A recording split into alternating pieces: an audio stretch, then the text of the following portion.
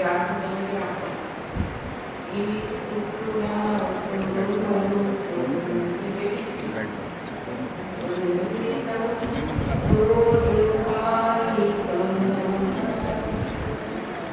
यहाँ से देखो,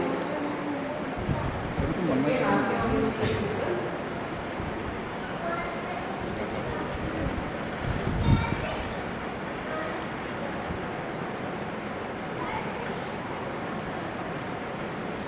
पहली सब मंगलाचरण की 5 बातें याद हो गई आपको? Very good.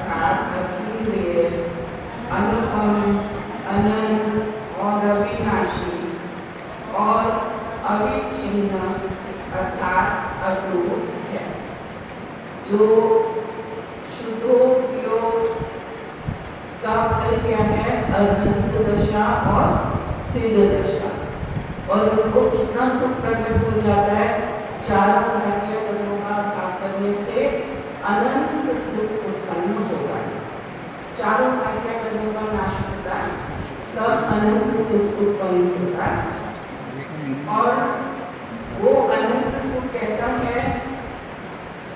विषय है, पहले अनुभव में नहीं आया और अपूर्व आह्लाद स्वरूप है। दूसरा कि आत्मा का आश्रय लेकर ही आत्मा के आश्रय से उत्पन्न हुआ है, तो कैसा है? आत्मोत्पन्न।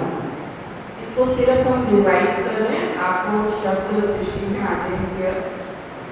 और तीसरा है विषयातीत, विषय से अतीत है, आत्मिक है, अतीन्द्रिय है, अनुपम है और अनंत काल तक भी नष्ट नहीं होता। अनंत सुख है और अनंत काल तक भी वो नष्ट नहीं होता और अविच्छिन्न है, मतलब निरंतर भी वो बना रहता है। आचार्य कहते हैं कि ऐसे सुख की हम भावना करते हैं। फिर अगली गाथा हमने कल की थी, गाथा का पाठ करते हैं। सुविदित पयत सुतो संजम तव संजुलो विरल रामो समनो संसुहदो हरितो सुतो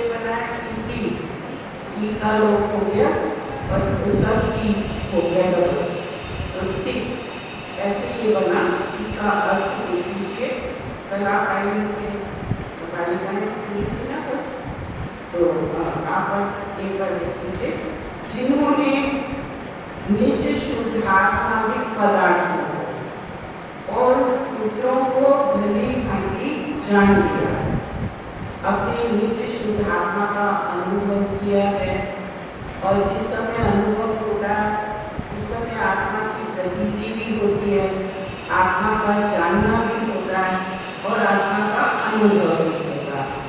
अनुभव से अपने आत्मस्वरूप को जाना, इस अनुभव को प्रत्यक्ष भी कहते हैं, दर्शन जानना कि परोक्ष भी कहते हैं, क्योंकि जो अपनी शक्ति है, वो जो मतीश्वर ज्ञान की शक्ति है, वो आत्म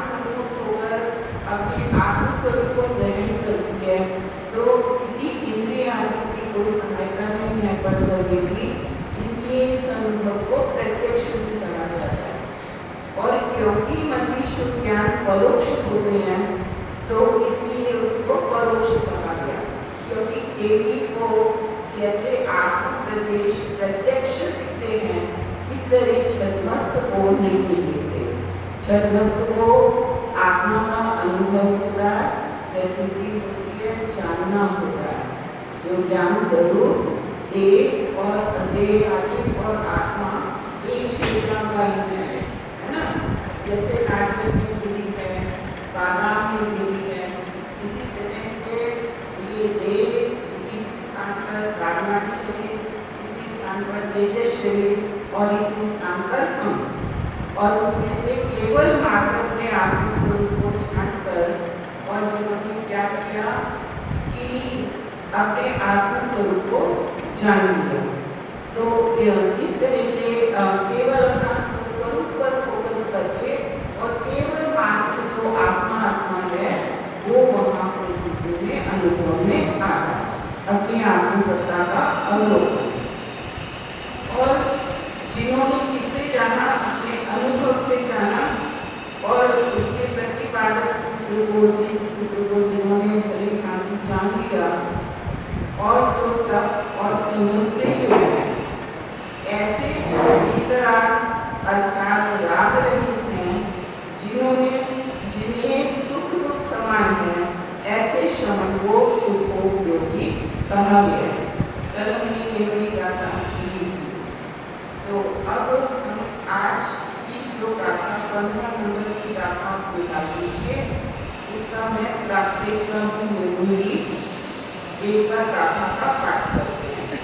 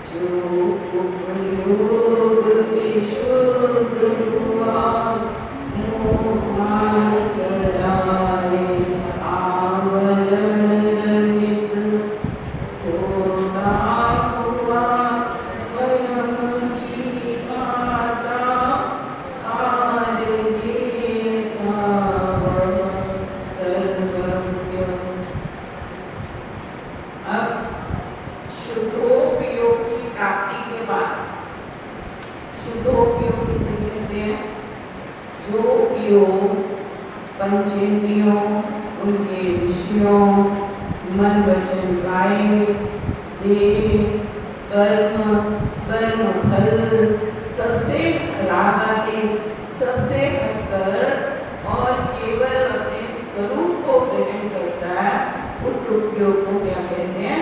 शुद्धोपयोग।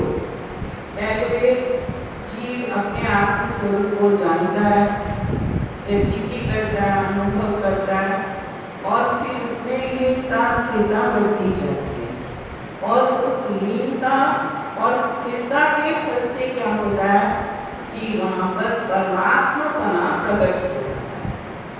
कैसा है वो परमात्मपना, तो उसकी बात यहाँ पर की गई है। तो अब शुद्धोपयोग की प्राप्ति के बाद तत्काल अंतर पड़े बिना ही होने वाली शुद्ध आत्म स्वभाव केवल ज्ञान प्राप्ति की प्रशंसा करते हैं। अब क्या हुआ? तत्काल अंतराल पड़े बिना ही कैसे होता है कि जब स्वरूप के ज्ञान के बाद धर्म ध्यान प्रकट होता है, तो पिंडस पदस रूपस्थ रूपाटी फिर उसमें आज्ञा विजय, अपाय विजय और कैसा विपाक विजय और संस्थान विजय, चार इस तरह से ये ध्यान प्रकट होते हैं। पिंडस वगैरह ही संस्थान विजय के ही भेद हैं। फिर उसके बाद शुक्ल ध्यान की प्राप्ति होती है। शुक्ल ध्यान के पहला जो 5 चरण होता है, उसमें मोहनीय कर्म का पूरा भाग कर देता है। मोहनीय कर्म का भाग करके 10वें गुण स्थान के अंतिम समय में नाश करके मुनिराज जो शपथ श्रेणी में आरूढ़ हैं वो 12वें गुणस्थान में जाते हैं और क्षीण मोह गुणस्थान का नाम है। और उस गुणस्थान में बाकी 3 घातिया कर्मों का भी नाश हो जाता है। क्या कौन कौन से? दर्शनावली, ज्ञानावली और अंतरा, इन तीनों का भी नाश हो जाता है। पहले किस कर्म का नाश होता है? मोहने का। और उसके बाद फिर कुछ ही समय में और ये 3 घातिया कर्मों का भी अभाव होगा और केवल ज्ञान प्रकट होता है। जिस तरह मकई को भूनते हैं तो वो खिल जाती है ना, पॉपकॉर्न बन जाता है, खिल जाती है, छिलका हट जाता है। चने को भूनते हैं तो चना फ्लफी हो जाता है और उसका छिलका हट जाता है। और इस खीर खिल जाती है, छिलका हट जाता है। कमल गट्टा भूनने से खिल जाता है और मखाने के रूप में आ जाता है, उज्ज्वल धवल। इसी तरह से आत्मज्ञान से आत्मा की शक्तियां पूरी खिल जाती हैं और पूरी खिल जाती है। ज्ञान कैसा हो जाता है? अनंत। दर्शन कैसा हो जाता है? अनंत। और सुख अनंत और ये अनंत। ऐसी ये आत्मा की परम दशा प्रकट होती है, उसको कहते हैं परम आत्म दशा। ठीक है, तो ऐसे शुद्धों वियोग की प्राप्ति के बाद तत्काल ही होने वाली शुद्ध आत्म स्वभाव की प्राप्ति हो गई। शुभ शुभ विभाग का भाव हो गया और केवल ज्ञान आदि की प्राप्ति हो गई। अब हम गाथा को एक एक शब्द का समझेंगे कैसे बना है ये। ओ ये इसका होगा उपयोग। तो इसमें पा का क्या हुआ? वा। तो क्या बन गया? उ। फिर योग, या का लोप होकर और खाली स्वर रह गया अ, तो क्या हो गया? ओ। और गा का गायिका। तो इस तरह शब्द की फॉर्मेशन हुई है। व्यंजनाचार है ना, वो ऐसे है इसका। तो उप ओ उपयोग, विशुद्धो विशुद्धा विशुद्धा, तो शा का सा हुआ और जो विशुद्ध धा विसर्ग का ओ हुआ। तो कैसे बन गया ये शब्द? फिर क्या बन गया? विशुद्धो। ठीक है, विशुद्धा का क्या बना? विशुद्धो। जो यह से बना है, जो है इसका जो ही है। विगत, विगत जमा आवरण जमा अंतराय जमा मोर। इसको हम ब्लैकबोर्ड पर देख लेते हैं।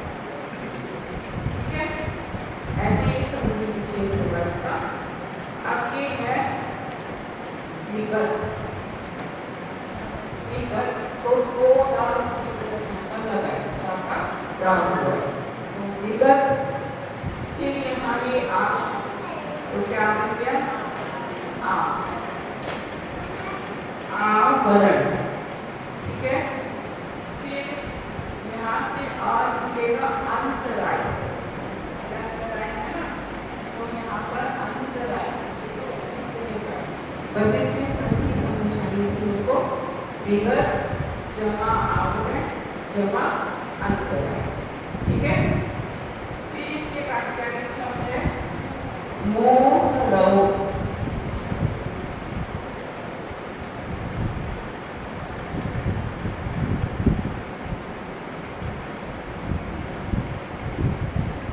रजा।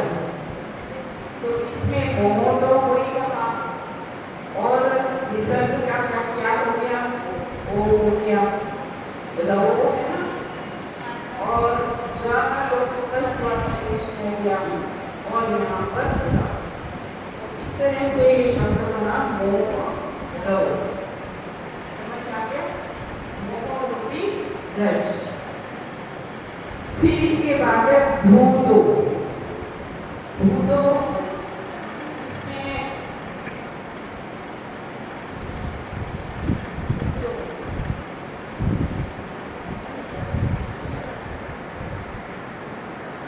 इसमें दो सूत्र लगे हैं, तो दा और दूसरा ओ, तो दो हो गया।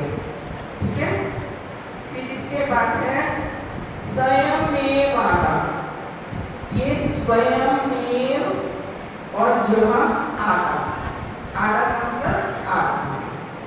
फिर जदि, जदि में एक सूत्र लगा है,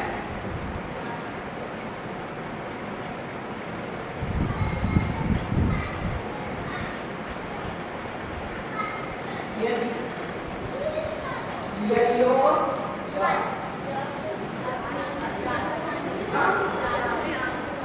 एक मिनट, जाती है ना, ज्ञाति, ज्ञाति,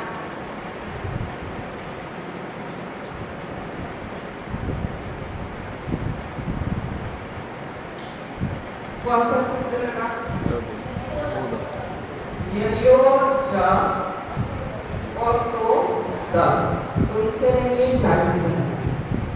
फिर उसके बाद शब्द है परम नेय भूदान। परम का परम ही रहेगा, नेय, नेय का मतलब गेय, गेय, गेय, नेय, गेय। इसका भी नाम होता है ज्ञान, है ना। ज्ञान को प्राकृतिक में क्या कहते हैं, नाम, क्योंकि प्राकृतिक में इस नाम का प्रयोग नहीं होगा, नाम का प्रयोग होगा। तो ये ज्ञा का भी नाम हुआ है और ना का भी नाम हुआ है, नो नाम से पत्र, ये सरस्वती प्राप्ति का सूत्र है। फिर इसके बाद है नेय भूदान। नेय भूदान में दो सूत्र लगा है, भूदा नाम और नाम का नाम और नाम का नाम। ठीक है, व्याकरण समझ में आया इसमें आपको। चलिए अब हम अर्थ जानते हैं। और विशुद्धो, उपयोग से विशुद्ध, जो जो जीव विगतंतराय, जिसका विगत चला गया है, अंतराय और मोह रूपी रज, और ऐसा होता हुआ वो स्वयमेवादा, स्वयं की आत्मा जाति ज्ञात करता है, परम ये नेय भूदानम, परम जो नेय पदार्थ हैं उनको जान लेता है। हाँ, विगत का मतलब जो चला गया है, भी उपसर्ग लगा इसमें, और गत, गत का मतलब चला गया, चला गया विशेष रूप से, हमेशा के लिए चला गया, विगत पास्ट टेंस हो गया, चला गया। फिर अब इसका अन्वय करते हैं, जो उपयोग विशुद्ध शुद्धोपयोगी है, वह आत्मा ज्ञानावरण, दर्शनावरण, अंतराय और मोह रज से रहे स्वयं होता हुआ ये मूल पदार्थों के पार को प्राप्त होता है। मतलब जितने भी ज्ञेय हैं, जानने योग्य वस्तु सारी जितनी भी इसमें विद्यमान है सब वस्तुएं, छह द्रव्य, उनके गुण, उनके पर्याय, भूतकाल की और भविष्य संबंधी, तो सब लोग अलोक, सभी उसके और अपना नीच आत्मा, सभी उनके ज्ञान में झलकता है। देवों के पार को प्राप्त हो गए तो सब देवों को उन्होंने जान लिया। इसका ये अर्थ है, उसके पार को प्राप्त हो गए मतलब समस्त देवों को जिन्होंने जान लिया। तो वो उपयोग से विशुद्ध आत्मा, देखो क्या था कि जब शुक्ल ध्यान का पहला कायम होता तो उसमें उपयोग जैसे एक दीपक की लौ होती है और कुछ हवा से डगमगाती रहती है, तो वो इस तरह का उपयोग होता है यहाँ पर।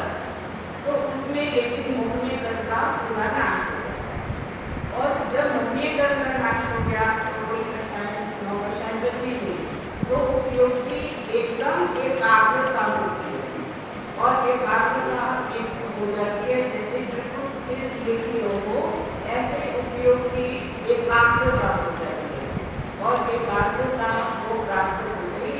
वहाँ पर बाकी सब ये धाक्या बन की नष्ट होते हुए जो अपने ज्ञान को केवल ज्ञान प्रकट होता है, आदि प्रकट होते हैं। तो जो ज्ञान खाता जा रहा था, धाक्यकरण कौन से होते हैं? जो अपने अनुचित गुणों का कार्य करे। तो ज्ञानावरण किसका घात करता है? ज्ञान का, उसको विकसित नहीं होने देता, घात करता। और एक्चुअल में तो आत्मा अपने में स्थिर नहीं होता, इसलिए वो ज्ञानावरण कर भी सकता है, किंतु जब अपने में ठहर जाता है पूर्ण रूप से, तो उस स्फुटित शब्द आचार्य ने प्रयोग किया है। आचार्य ने जैसे आचार्य ने टीका किया ना, उसमें स्फुटित शब्द प्रयोग किया है कि ऐसे स्फुटित हो जाता है ज्ञान और आवरण सारा हट जाता है। तो इस तरह अनंत ज्ञान को प्राप्त हो जाता है। दर्शनावरण करके हाथ से अनंत दर्शन प्रकट हुआ, ऐसा बाहर से भी तो ऐसा, और मोहनीय करके आवाज से भीतर आता है। ये ध्यान रखना पॉइंट कि मोहनीय करके कितने भेद हैं? दो। एक दर्शन मोहनीय और एक चालन। दर्शन मोहनीय के विषय से क्या प्रकट होता है? नहीं, शारीरिक सम्यक श्रद्धा को मोह है ना, दर्शन मोह। तो दर्शन मोह के नाश से शारीरिक सम्यक दर्शन प्रकट होता है। ये चौथे गुण स्थान में भी प्रकट हो सकता है, पांचवें में भी नष्ट हो सकता है, और सातवें में भी नष्ट हो सकता है। जो दर्शन मोह है तो शारीरिक सम्यक की प्राप्ति चतुर्थ गुण स्थान में वो भी हो सकती है। और जो चारित्र मोह होता है, चारित्र मोह में क्या आते हैं? 25 कषाय, इसमें अनंतानुबंधी, क्रोधमान, माया लोभ, अप्रत्यक्ष अनावरण, क्रोधमान, माया लोभ,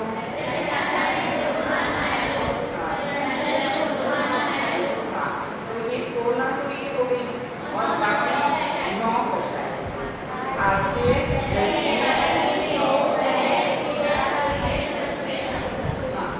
अब ये इनको अगर 2 वर्ड्स में हम कलेक्ट करें चारित्र मोह को, तो कौन से 2 वर्ड्स में कलेक्ट कर सकते हैं? सब कषाय और 9 कषायों को इसमें कलेक्ट कर सकते हैं, राग और द्वेष। क्रोध और मान किसमें लेते हैं? द्वेष में। मायाचारी और लोभ राग में। हाँ, हास्य भी राग में, रति भी राग में, अरति द्वेष में, भय द्वेष में, और जुगुप्सा द्वेष में, और तीनों ये राग में। मोटे तौर पर इसमें इसकी क्लासिफिकेशन की गई है। तो राग और द्वेष में ये सारे डर नहीं होते। अब राग द्वेष का अभाव होता है तो क्या प्रकट होती है? पहले द्वेष का, फिर राग का, और क्या प्रकट होता है? फिर बीत राग, बीत गया है चूड़ा वो वीतरागी कहलाता है। कई चूड़ा आपको ये भी मिलेगा कि मोहिनी गर्भ के नाश से अनंत सुख प्रकट हुआ, लेकिन चारों भाग्य कर्मों के नाश से अनंत सुख उत्पन्न होता है। आपने मोक्षमार्ग प्रकाशन जी में पढ़ा होगा कि ज्ञानावरण कर्म और उसके उदय से होने वाला दुख, दर्शनावरण कर्म और उसके उदय से होने वाला दुख, ज्ञानावरण के शिरोषण से होने वाला, और अंतराय कर्म के उदय से होने वाला दुख। शक्ति की चिंता होती है ना, तभी दुख होता है। तो इसके वास्तव में चारों भाग्य कर्मों के नाश होने से अनंत सुख प्रकट होता है। फिर अंतराय कर्म के वहां से क्या प्रकट होता है? अंतराय कर्म के वहां से अनंत वीर्य। ठीक है, अब इसमें भी देखिए अंतराय कर्म के दान, लाभ, भोग और दुर्भोग। तो लाभांतराय कर्म के शय से अनंत लाभ, और दानांतराय कर्म के नाश से अनंत दान, अनंत और भोगांतराय कर्म के भाग से अनंत भोग, और भोगांतराय कर्म के भाग से अनंत उपभोग। अब भगवान किसका भोग कर रहे हैं निरंतर? परम, भगवान अपने आत्म आनंद का, अपने स्वरूप का भोग कर रहे हैं, है ना। और परम भोग कहा गया है जिन सहस्त्र नाम स्तोत्र में, जिनसे आचार्य ने कहा नमः परम भोगाय, नमः परम भाग्य, ऐसा अनंत आह्लाद, अनंत सुख जो आत्मिक प्रकट होता है, तो उसका वो भोग करते हैं निरंतर, भोग करते हैं निरंतर, नवीन नवीन पर्याय उत्पन्न होती है, और इसमें अपना अनंत लाभ हो गया, अपने स्वरूप का अनंत ज्ञानात्मिक का लाभ हुआ उनको, और अपने को अपने स्वरूप का दान हुआ। इस तरह ये चार भाग्य कर्मों के भाव से ऐसे ये अनंत दर्शन, अनंत ज्ञान, अनंत सुख, अनंत वीर्य, और इसके फिर करें तो अनंत दान के। ठीक है, अब इसमें जो योग शुद्धोपयोगी आत्मा है, वह आत्मा ज्ञानावरण, दर्शनावरण, अंतराय और मोह रूप रज से, रज किसको कहते हैं? मूल को। आपने दौलत राम की एक स्तुति पढ़ी है, हरि रज सकल के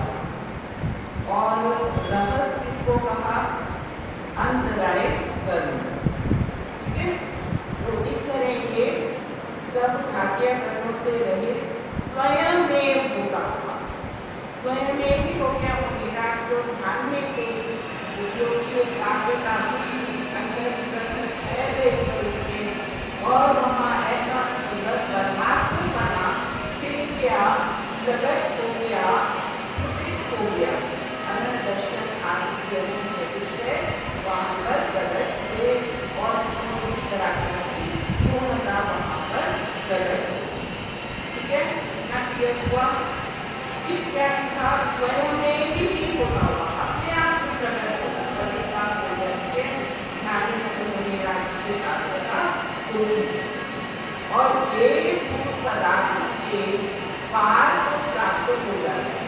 जितने भी एक पदार्थ हैं, जितने भी जानी पदार्थ, सभी पदार्थों में कौन सा गुण है? प्रमेय गुण है ना, जिससे क्या होता है वो ज्ञान का विषय बनता है। तो आत्मा भी एक है और बाकी सारी चीजें एक। तो एक जितने भी जाति होते उनकी शक्ति तो अनंत हुई जाति, और उसमें लोग आचार्य देते हैं राई के समान चलता है, क्योंकि सामर्थ्य तो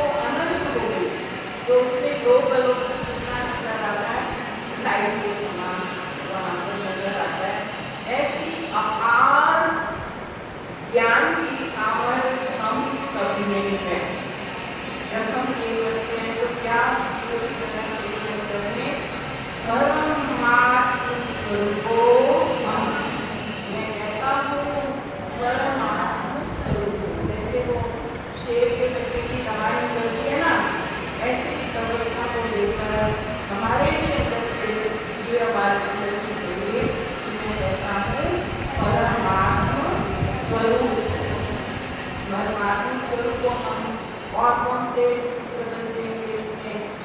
अनंत दर्शन स्वरूपो हम, है ना। हमारे में शक्ति है, उनकी व्यक्त हो गई, हमारी अभी व्यक्त नहीं हुई, कुछ शक्ति हमारी भी ऐसी ही शक्ति हमने भी विद्यमान है। जैसे एक बीज है और वो एक वट वृक्ष में हो जाता है ना उड़ने से, तो इसी तरह से आत्मा की शक्तियाँ इस तरह से अनंतता को प्राप्त हो जाती है। तो इतनी सामर्थ्य हमें भी है। तो अनंत दर्शन स्वरूप को हम अपना ध्यान करना कि ऐसी शक्ति वाला है, अनंत शक्तियाँ अंदर में जागृत होगी। फिर अनंत ज्ञान स्वरूप को, अनंत सुख स्वरूप को, अनंत वीर्य स्वरूप को हम, अरहम सोहम।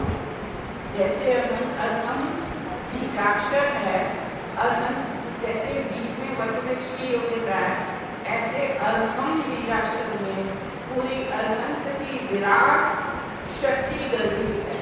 तो इसके ज्ञानी जन नाभि कमल पर अरहम बीजाक्षर को स्थापित करते हैं और यहाँ पर उल्टा कमल में 11 व नाभि सब पदों को लिखते हैं।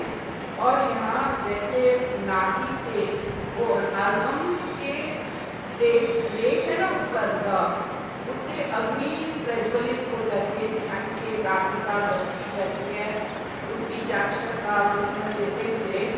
और फिर वो अग्नि बढ़ती गई, कर्म चल गए, शरीर जल गया, प्राण शरीर जल गया और तेजस्वी, और केवल मैं एक स्फटिक के समान शुद्ध आत्मा बच गया।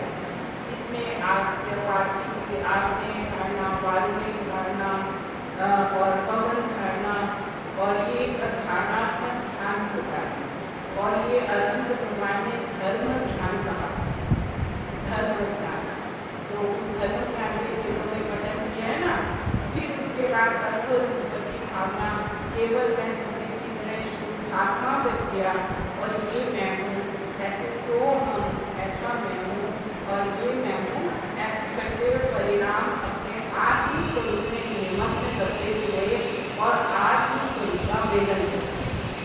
तो ये अपने तक जा सकते हैं जिन दर्शन से निज दर्शन।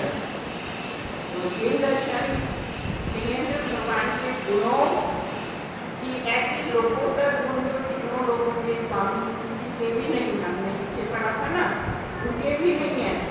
तो वो भी नतमस्तक हो रहे हैं, ऐसी अद्भुत अवस्था को देखकर चकाचक हो जाते हैं।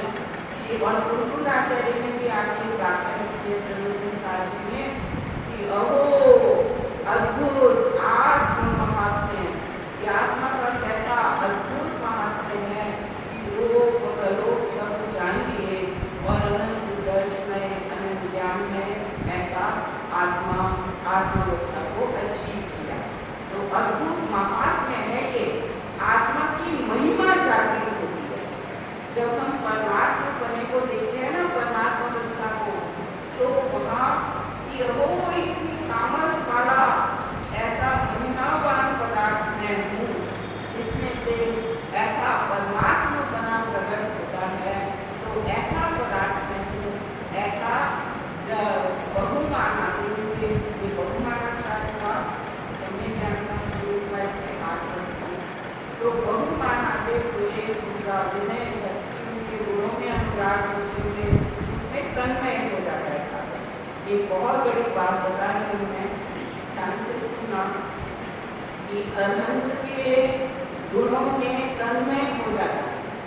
तन्मय हो गया, तन्मय हो गया, गुणों से रंगा गया और वो भाव अनंत का वेदन करता है। बहुत बड़ी बात है और ये प्राकृतिक अंतर में जो लोगों को करना है, ठीक है। तो उस अनंत भगवान के गुणों में अनुराग होते हुए उसमें लीनता हो जाए, उससे क्या होगी, एकाग्रता बढ़ेगी। वो तुम्हारे पढ़ने में भी काम आएगी, जल्दी याद हो जाएगा। एक पेज जो तुमको 10 मिनट में याद होता है तो 2 मिनट में याद होने की सामर्थ्य बढ़ जाएगी, एकाग्रता बढ़ेगी और उनकी लोकोत्तम गुणों को देखकर बहुत विशुद्धि परिणामों में आएगी, बहुत सारा विशुद्धि, विनय, संपन्नता, जैसे ना विनय बहुत आएगा, क्योंकि लोकोत्तम अवस्था होगी। तो उस अवस्था को देखकर बहुत विशुद्धि भगवान आते हुए आत्मा में बहुत गुणों का उपयोग हो जाता है, बहुत गुण पर बढ़ जाते हैं। उपादान योग्यता ऐसी विशुद्ध पात्रता होते हुए बस जिन ऐसा मैं हूँ सो हम अनंत स्वरूप हम ऐसा मैं हूँ, तो ऐसा विचारिता हुआ बस वहाँ से उपयोग करके और अपने स्वरूप तक चला जाता है, और अपने स्वरूप में जाकर क्या करने लगता है, वो निज दर्शन करने लगता है, क्योंकि एकाग्रता भी बन गई, विशुद्धि भी बन गई, और अपने स्वरूप उपयोग भी जान गया, उपयोग अपने को ग्रहण कर लेता है और आत्मस्वरूप को, और आत्मस्वरूप से एकत्व करके और आत्मानुभूति को प्राप्त हो जाता है। बस आत्मा जो अपना आत्मस्वरूप है, दर्शन ज्ञान सुप्रिय नहीं, ऐसे अपने आत्मस्वभाव को श्रद्धा मिलेगा, आनंद मिलेगा, अपना सुख होता है, अद्वितीय आनंद होता है। उस समय निर्माता हो जाती है, तो टेंशन नहीं रहती वहाँ पर, बहुत सुखद फीलिंग होती है। तो ऐसा सुख मेरे में ही है, मैं भी ऐसा सुख स्वभाव की आत्मा हूँ, तो ऐसा विचार तो इसके सूत्र आप लिख लीजिए, अहम सोहम, अहम।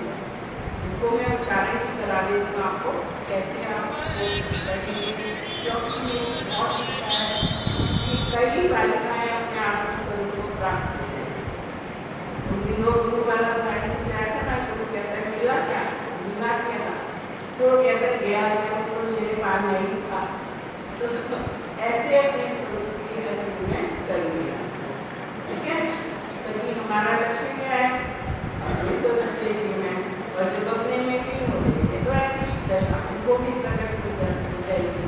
तो अभी हम इस पर्याय में, इस अवस्था में अपने स्वरूप का ज्ञान और अनुभव तो कर सकते हैं ना, उसकी एक विद्या है, बहुत तरह से साधक अपने स्वरूप में जाते हैं।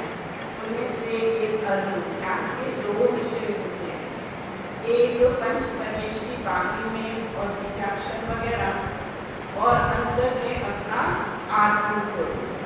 तो अपना अंदर में आत्मस्वरूप तो उनका अवलंबन लेते हुए उन्हें अपने लग जाते हैं, शुद्ध में क्रीड़ा करते हुए ये गाथा नहीं ना हमारे सामने, बस गाथा का रस इसका शब्द जान लिया, शब्द व्यंजनाचार अर्थाचार अर्थ जान लिया, दोनों को जान लिया, और बहुमान विनय आदि तरह से आत्मा भीग गया, उत्पादन कैसा हो गया, उपजाऊ, जैसे उपजाऊ भूमि में बीज अंकुरित होता है ना, ऐसे विशुद्धि चाहिए होती है अपने स्वरूप के ज्ञान के लिए।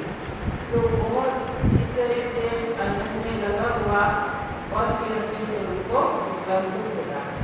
तो हम इसके सूत्रों को आपको मैंने लिखवाए ऐसा फ्लैक्स पर लिखवाए के पास है, तो आप ये बोर्ड पर लगवा सकते हो। अध्ययन के संबंधी के सूत्र लिखे हैं, एक 4-5 पेजेस के फ्लैक्स हैं, इसमें सिद्ध भगवान का स्वरूप की है, अपना आत्मस्वरूप संबंधी है एक फ्लैक्स में, और एक इस एक में और दो में और है। तो इससे वो सूत्र हैं कि जिनके माध्यम से हम अपनी अचीवमेंट कर सकते हैं। ठीक है, तो अब हम एक बार सूत्रों का उच्चारण करते हैं। इसी गाथा में से सूत्र निकालेंगे, नास्ति से निकालेंगे तो वैसे भी निकल जाएंगे, दर्शनावंतर है ना, इससे अलग मेरा स्वभाव ऐसा है, तो ऐसे भी ले सकते हैं। मैंने 80 से पॉजिटिव में निकाल दिया, तो इसमें हम और ये पदार्थ के पार को प्राप्त करें, इसमें सर्व के सर्व के स्वरूप सो ऐसे तो एक बार हम उच्चारण करते हैं, ठीक है, ताकि फिर प्रैक्टिकल आप अपने करना अच्छे से।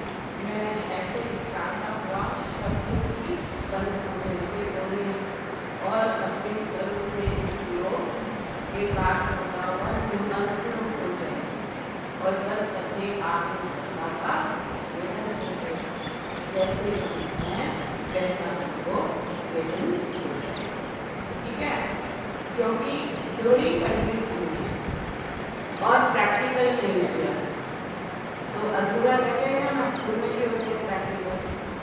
अब एक युधिष्ठिर की इस बात में मुझे शंकाएं आती है। युधिष्ठिर को सदा सच बोलो ऐसा पाठ सिखाया और वो सब बालक अगले दिन सुना रहे थे गुरु जी और वो सुना ही नहीं पाया। तो वो कहता उन्होंने क्या किया गुरुदेव ने कि तुमको इतना सा भी याद नहीं होता तो क्या बोले वो कि अभी भी मैं झूठ कभी कभी बोल जाऊँ। मतलब प्रैक्टिकल जब हुआ तब हमने उसको जाना। थ्योरी से जानना अलग बात और प्रैक्टिकल जानना अलग। आत्मा के बारे में जानना अलग बात और आत्मा को प्रत्यक्ष जानना अनुभव से जानना वो अलग। ठीक है, तो यहाँ थ्योरी पढ़ते और उसका हमको क्या करना है प्रैक्टिकल भी करना। तो ऐसे हम सीखो में प्राप्त करेंगे। ठीक है, सर्व ऐसे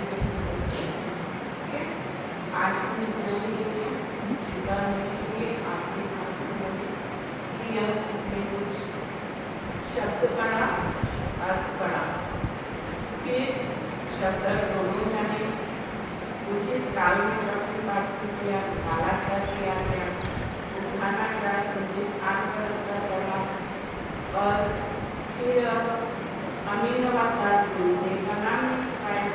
उनका तो बहुत बहुमान है कि जिन्होंने ये इतने सुंदर सुंदर उनको ये गाथाएं दी हैं नाम से। वसुदेव पंडित जी ने क्या बताया था कि ये गाथाएं है ना प्राणायाम की तरह है। ये अंदर में बहुत सारी चीजें संतुलित कर देती है। तो गाथा छंद में भी ऐसी योग्यता है। तो गाथाएं पढ़ो गुनगुनाओ और उसमें आनंदित हो, है ना। तो इस तरह से फिर कौन से और कहते अनिर्वाचार नामी छिपाकर उजागर किया। फिर विनयाचार विनय से हमने पढ़ा ने परसों ही जाना था ना कि नतमस्त निर्मद होते हुए जिनाई के संतोष आवन को पढ़े उनके सुंदर चिन्ह दर्शन और पढ़ के बहुमान आता है कि वो ऐसे लोगों पर बात को अपनी बात को मिली तो वो बहुमाना चाहते हैं। तो ये सब व्यवहार से आगे आठ अंग करके गए। तो इस तरह से स्वाध्याय करना और विनय से युक्त होकर पात्र का जागृत होते ना विनय वाले पात्र में पाठन में हमारा अगर दर्शा हुआ होगा तो विद्या वहाँ प्रवेश करेगी। जैसे श्रेणी का तो सुवर्ण के पात्र में ठहरता है इसी तरह से ये विद्या जो परम विद्या निर्मल पात्र में रहेगी ना तो हमको अपने उपादान को और निर्मल जैसे सुगंधित फूल के साथ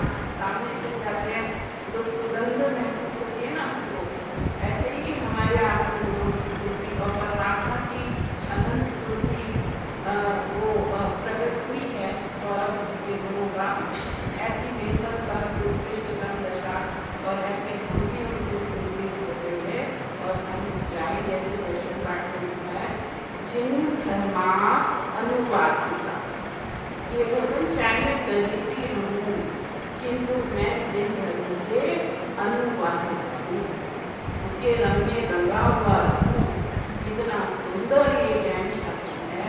इसमें सब आनंदित हो कभी आत्मा में कभी परमात्मा में इसने मुक्ति लगाते हुए आनंद करो, कभी गाथाओं में पूरा करो, ज्ञान में पूरा करो। तो ऐसे क्रीड़ा ही है ना ये, स्फूर्ति देगी और आनंद देगी और दशाएं की ममता करती इसमें पूरा स्वरूप दे जाएंगे तो सच्चा सुख हो जाएगा। बढ़ते ही देंगे क्या, जैसे मुझे भी मम्मी आती है ना, अब तक ना समझ के पाया वो सच्चे सुख की परिभाषा। किसी भी को ऐसा नहीं बोलो अब तो समझ ही गया बोलो सच्चे सुख, तो अब परिभाषा की नहीं, वो तो प्रैक्टिकल में उसका आनंद का वर्णन किया। अब तो मैं समझ गया कि आपका कैसा दिव्य सुख। तो लाला ही को जो ये गाथा पढ़ी ना इससे पहले कि कैसा दिव्य सुख है, तो ऐसा दिव्य सुख का वो विचार करते हुए और अपने दिव्य स्वरूप वाला मैं ऐसा आनंद वाला सुख स्वरूप वाला अनंत भगवंतों की जय हो, सिद्ध भगवंतों की जय हो, कुंद कुंद आचार्य की जय